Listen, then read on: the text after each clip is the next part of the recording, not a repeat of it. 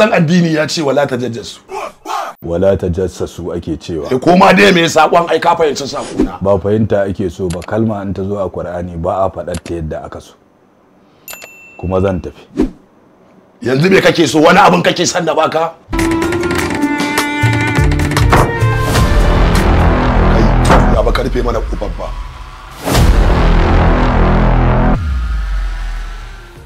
Ya za ka shigo mana ba sallama? Yau na fara shigowa inda kuke ba sallama. Saboda baka kyale mu dinga warwasa a hotel muke zuwa mu karba dan mu buya ka dame mu.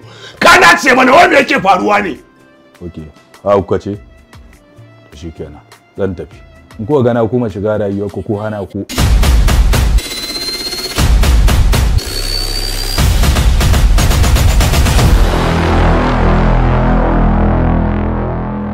Na kuka samu wannan. Ba ka san ba a je kasuwa da kudi ba ai za a kwata.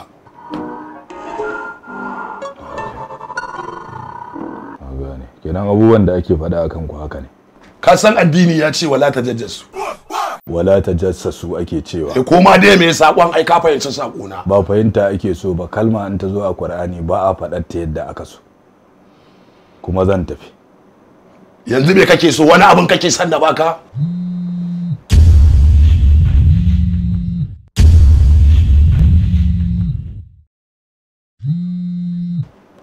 Su ne? Ya kawo jaka daga. Su ne wa? Budurwarsa ce ta kiransa.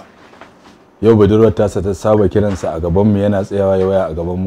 Yanzu na gama gaya ma addini ma ya ce wala tajassasu. Okay.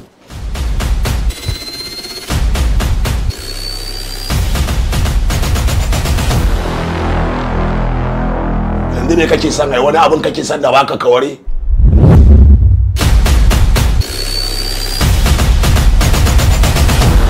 Wannan. Me wuta ce, windiga ce, ba ka riga ka gani ba. Ga inda kuka samu wayannan abubuwan kenan. Mun riga da mun gama tsara komai. Daga nan zuwa gobe za mu kashe shi. Kawai yanzu abin da ya rage rago kudaden mu zaka turo mana da suka rage na wajenka.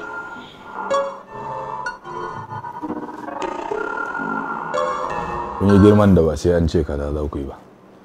Ko gana kuma zuwa wani in gaya muku gaskiya ko wani waye ko ma me ku yi. Za ka karbi wani abin kake so in ba ka karba ka wuce.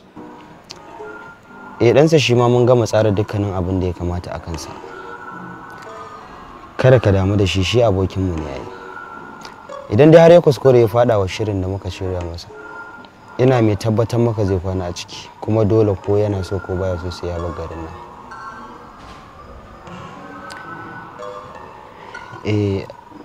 Babu damuwa. Shikenan. Ni za ka ba wani abin in ware. Ai Qur'ani kogi ne. Ko ni sai yau na gawau.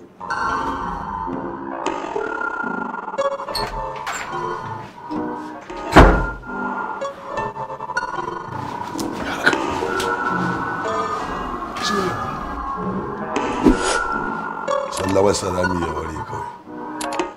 Ya mana ka. Za ka karɓo wani abin ne, muna son mai magana, ka fita gaba mu waje za mu tattauna. Haji, ka fita ga babban daga gani. Ya tsaya mutane haka. Mata gaida Aisha.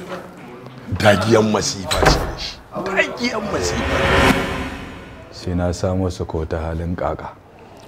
Kafin ne musu hukunci sai na san dalilin da ya sa suka kashe mahaifina.